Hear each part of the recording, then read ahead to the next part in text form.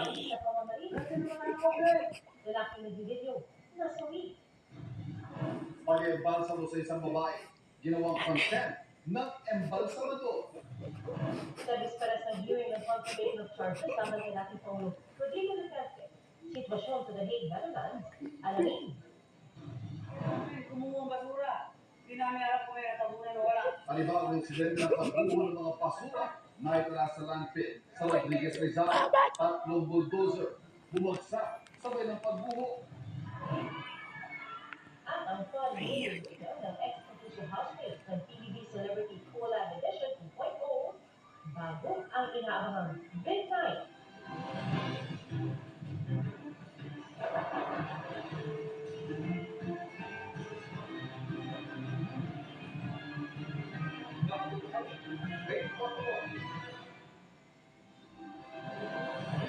Magandang hapon po. Nauwi sa pamamarin ang isang alitang sa Rebesina na nagugat-ugat sa mababang palikuran. Nakahuli kang ang gulo na ikinasawi ng mismong nag-video. Nakatutok si Jamie Santos.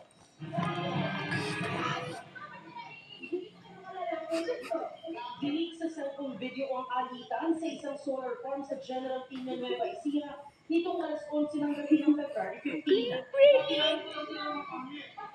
Tumindi ang tensyon, may nagtalo ang sa panglalaki sa alutuman ng video. Nandito ka na mga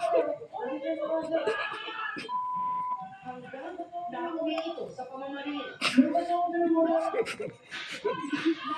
ang nag-video na si John Michael Matuto at kanyang mga kasamahan.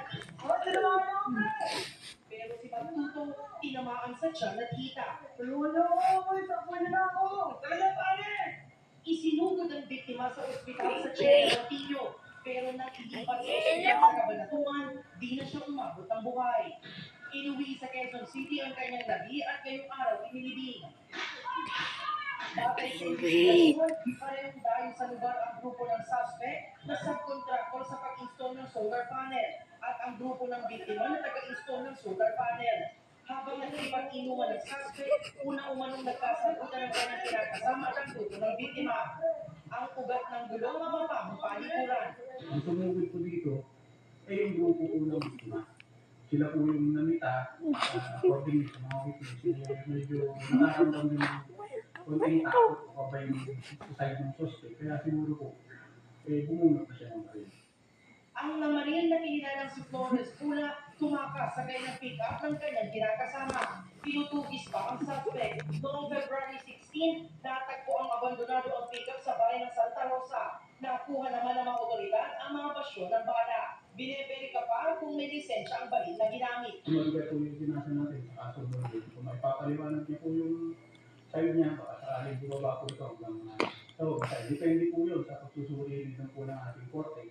Para sa GMA Integrated News, Jamie Santos, nakatutok 24 oras. Doble at sakit para sa pamilya. Ako din. Sa Quezon, ang pag-embalsamo sa kanyang labi, ginawang content. Nakatutok si Mel Gonzalez.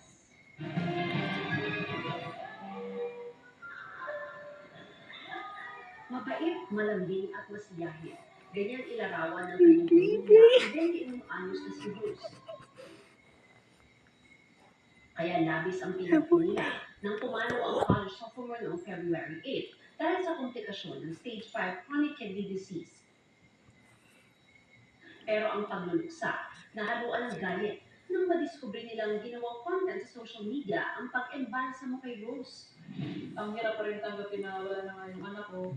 Tapos nung pakalibing, napanood ng ama niya, inirelease pala. Bukod sa walang kahintulot ang content, nakita ang buong katawan at mukha ng dalaga, pakiramdam nila'y nabastos at pinagtawanan pa niya ang gabi ng kanyang anak. Ikinontent yung pagbabalsa mo sa kanya simula. Nililiguan siya, diba? Grabe ang mga ano sa kanila. Comment ang babastos.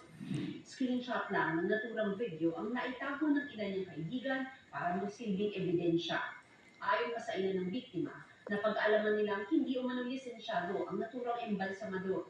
Hindi ko rin akalain na magiging ganun ang trato sa kanya. Pinagkatiwala ko kasi ng ayos sa foreignarya. Eh, hindi ko lang ba't nagkaganon. Kinumpronta ng pamilya ang embalsamador na umamin sa kanyang ginawa. Nag-deactivate siya ng social media account pero hindi na pigilan ang pagkalat ng video. Galit na galit pa rin. Hanggang ngayon, di pa rin ako makamove on. Tapos sabay pa yung problema na yun. Sana kayo mabigyan ng katarungan yung anak ko na yun. Nag-iimbestiga na ang pulisya matapos magsumbong ang ina. Hinahanap ngayon ang embalsamador. Sinusubukan pa namin makuha ang pahayag ng pamunuan ng punerarya. Ayon sa nanay ni Rose, bukas nakatakda silang magharap ng may-ari ng punerarya. Para sa GMA Integrated News, Matt Gonzalez, nakatutok, 24 oras. Arestado magsuhing riding in tandem na namaril ng isang security guard sa Quezon City. Ang mga suspect nakipaghabulan pa sa pulis. Ang nahulikan na insidente sa pagtutok ni EJ Gomez. Sa kuha ng CCTV sa Barangay West Camias, Quezon City, madaling araw noong Huwebes, isang lalaki nakasuot ng hoodie at may hawak na bag ang tumatakbo. Kasunod niya ang isa pang lalaki na naka-helmet at nagtutulak ng motorsiklo sa isa pang CCTV. Iniwan ng unang lalaki ang kanyang bag sa gilid ng isang nakapad ng sasakyan. Ipinart naman ng pangalawang lalaki ang motorsiklo sa gilid ng sasakyan. Hinubad ang helmet at saka tumakbo. Kasunod nito ang pagdaan ng isang police mobile. Ilang sandali pa, tumakbo pabalik ang unang lalaki pero hindi na siya nakahudi. Bumalik din ang pangalawang lalaki at muling nagsuot ng helmet. Hinabol sila ng isang pulis. Sumunod ang police mobile ayon sa pulisya. Suspect ang dalawang lalaki sa pamamaril sa isang security guard. Bigla na lang po na meron pong huminto na motor sa harapan ng gate ng pinagtatrabahuan niya. And then biglang tinutok ang baril at pinaputukan po siya. Ang driver ng motorsiklo ang gunman base sa pahayag ng biktima. Nakita raw niya ang mga suspect na lumiko sa sumunod na kanto. Sakto naman na dumaan ang police mobile. Yun yung dalawang tumatakas. Sila yung bumaril sa atin. So yung ating dalawang pulis, isinakay agad siya. Alika, ituro mo. Pagkasunod nila, sakto naman ng pagliko nila doon, may nakita sila na nagtutulak ng motorsiklo. Yung lapitan nila, iniwan yung motor, nagtakbuhan. So yun naman na yung nakuha natin sa CCTV na nagkakahabulan. Na-aresto pala una ng mga suspect. Na-recover sa kanila ang isang loaded na 45 caliber na baril at mga bala. Nakumpiska rin ang isang cellphone at 30,000 pesos cash. Bumiyahin mula Leyte ang mga suspect na mag-Turin pala. Isang araw bago ang pamamaril. Hindi rin kanila ang baril at motor. Nakaditin ang mga suspect sa custodial facility ng Anonas Police Station at nakaharap sa mga reklamong frustrated murder, illegal possession of firearms and ammunition, at use of motorcycle in the commission of crime.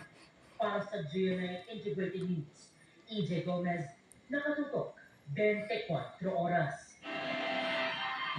Walo ang bagong bilang na nasawi sa landslide sa ilang lugar sa Davao Region na inulan dahil sa shear line. Sa panayam ng Superadmin DZWB sa Office of the Civil Defense, 4 sa mga nasawi ay naitala sa Davao Oriental, habang ang iba ay mula naman sa Davao de Oro, kabilang ang 3 mag-aama na natabunan ng gumuhong lupa. Sa Tanan OCD, halos 20,000 pamilya ang apektado ng masamang panahon. May mga nasira din tulay at kalsada sa Davao Region, habang tinatayang nasa 376 million pesos ang halaga ng pinsala sa agrikultura. Sa Tarong City, Davao del Norte, inanod at bumara sa tulay ang mga puno ng saging at hindi pa rin bumubuka ang baha sa highway.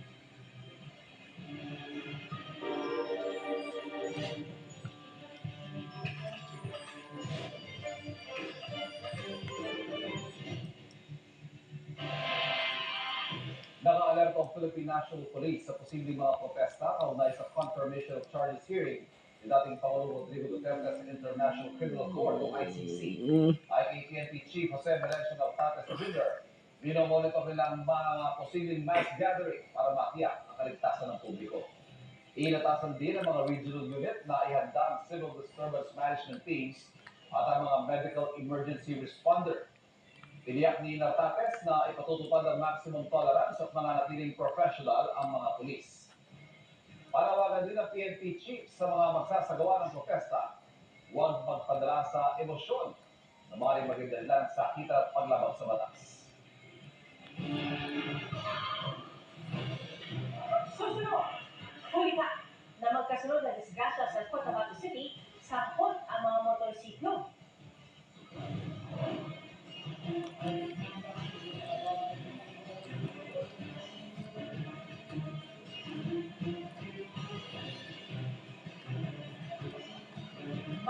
isang linggo ka na ba may umutsipon ang makakaalala dyan? Aba, ang sipuhan. At ilang mga aktibidad sa shrine kaugnay sa ika-4 na anibersaryo ng People Power Revolution, tutukan